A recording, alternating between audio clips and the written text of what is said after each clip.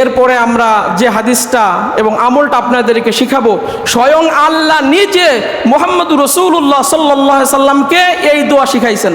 আল্লাহ নিজে মুহাম্মদ সাল্লাল্লাহু আলাইহি সাল্লামকে দোয়া শিখিয়েছেন। আমরা প্রথম প্রশ্ন রাখছিলাম, অনেকে বলে হুজুর আমি ভালো হতে চাই, ভালো হতে পারি না, আমি খারাপ কাজ ছাড়তে চাই, খারাপ কাজ আমি ছাড়তে পারি না, কি করব? এই খারাপ কাজ যারা ছাড়তে পারে না, ভালো কাজ যারা করতে পারে না, আল্লাহ নিজে মুহাম্মদ রাসূলুল্লাহ সাল্লাল্লাহু আলাইহি সাল্লামকে দোয়া শিখিয়েছেন যে আপনি আপনার উম্মারা যদি এই দোয়া পাঠ করে তারা ভালো কাজ করতে পারবে, খারাপ কাজ তারা ছাড়তে পারবে। আমি আপনাকে শিক্ষা দিলাম। পূর্ণ হাদিসটা থেকে আমরা দুইটা পাঠ করে দুইটা জিনিস আজকে আমরা জানবো। মনোযোগটা আমার দিকে দেন। নবীজি মুহাম্মদ রাসূলুল্লাহ সাল্লাল্লাহু আলাইহি সাল্লাম বলেন, আমি রাতে ঘুমিয়ে আসি, স্বপ্নে দেখি যে আল্লাহ সুবহানাহু ওয়া তাআলা পূর্ণ চেহারায় আমার কাছে আত্মপ্রকাশ করছেন। আল্লাহ রাব্বুল আলামিন আমাকে ডাক দিয়েছেন, ইয়া মুহাম্মদ সাল্লাল্লাহু আলাইহি সাল্লাম। এই হাদিসটা তিরমিজি থেকে বলতেছি। ইয়া মুহাম্মদ সাল্লাল্লাহু আলাইহি সাল্লাম, আপনি কি জানেন এখন এই মুহূর্তে এই রাতে আসমানের অধিবাসী ফেরেশতারা কি নিয়ে বিবাদ করছে, আলোচনা করতেছে? আপনি কি এটা জানেন? মুহাম্মদ রাসূলুল্লাহ সাল্লাল্লাহু আলাইহি সাল্লাম বলেন, রব্বুল আলামিন আমি এটা জানি না। আল্লাহ রাব্বুল আলামিন, আল্লাহর হাবিব বলেন যে আল্লাহ রাব্বুল আলামিন তার কুদরতি দুটি হাত আমার দুই কাঁধে রাখলেন।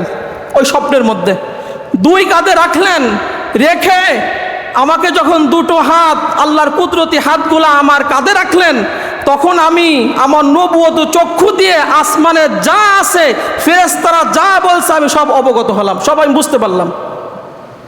আমাকে আল্লাহ রাব্বুল আলামিন আবার জিজ্ঞাসা করলেন, ইয়া মুহাম্মদ সাল্লাল্লাহু আলাইহি সাল্লাম, আপনি কি জানেন এই মুহূর্তে আসমানের অধিবাসী মানে আসমানে যারা বসবাস করে ফেরেশতারা ওরা কি বিবাদ করছে? আপনি কি এটা বলতে পারেন? নবীজি মুহাম্মদ রাসূলুল্লাহ সাল্লাল্লাহু আলাইহি সাল্লাম বলেন, আমি বলতেছি যে আমি এখন বলতে পারছি যে তারা কাফফারাত নিয়ে আলোচনা করতেছে। কাফফারাত তিনটা জিনিসের নাম, খুব খেয়াল করেন। কাফফারাত নিয়ে তার আলোচনা করতেছে, আর কাফফারাত হচ্ছে তিনটা বস্তুর নাম।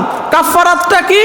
এক নাম্বার, নবীজি বলেন এক নাম্বার যে নামাজ শেষ করে যারা মসজিদে বসে থাকে, খেয়াল করেন, নামাজ শেষ করে আমরা ফুক করে দৌড়ে চলে যাই, মানে উঠে যত তাড়াতাড়ি মসজিদ থেকে বের হতে পারি, নামাজ শেষ করে কিছুক্ষণ মসজিদে অবস্থান করা, বসে থাকা, এটা কাফফারাত।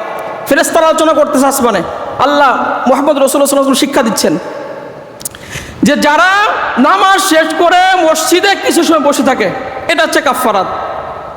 এবং যারা জামাতে নামাজ পড়ার জন্য পায়ে হেঁটে মসজিদে আসে, এবং যারা কষ্ট হওয়া সত্ত্বেও কষ্ট করে অজু করে, শীতের সময় অজু করতে কষ্ট হয় না? কষ্ট হয়। আপনি একটু অসুস্থ, অজু করতে কষ্ট হয়, ওই কষ্ট হওয়া সত্ত্বেও যারা অজু করে, তাহলে যারা নামাজ শেষ করে মসজিদে বসে থাকে, যারা জামাতে নামাজ পড়ার জন্য পায়ে হেঁটে মসজিদে আসে, যারা কষ্ট হওয়া সত্ত্বেও কি করে?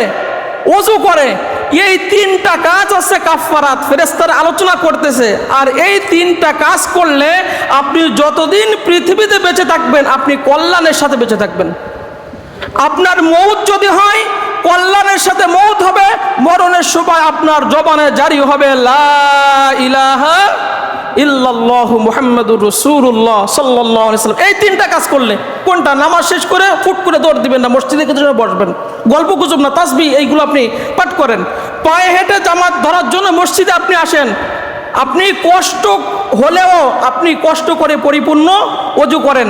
পৃথিবীতে যতদিন বেঁচে থাকবেন কল্যাণের সাথে থাকবেন। আর যখন মৌত হবে, ইমানি মৌত হবে, আপনার জবানে জারি হবে লা ইলাহা ইল্লাল্লাহ। শুধু তাই নয়, নবীজি বলেন 3 নাম্বার তোমার ফায়দা হবে ওয়া কানা মিন খতিআতিহি ওয়ালাদাতুহু কায়াউমিন ওয়ালাদাতহু উম্মুহু, যে আল্লাহ রাব্বুল আলামিন এই তিনটা কাজ করার দ্বারা তোমার আমলনামায় যত গুনাহ ছিল সমস্ত গুনাহগুলো মাফ করে একদিনের শিশু বাচ্চার মতো তোমাকে নিষ্পাপ করে দিবে। সুবহানাল্লাহ, সুবহানাল্লাহ। এইটা হচ্ছে কাফফারাত। মুহাম্মদ রাসূলুল্লাহ সাল্লাল্লাহু আলাইহি সাল্লামকে শিখিয়েছেন তিনটা কাজ করলেই তিনটা ফায়দা। এরপরে নবীজি মুহাম্মদ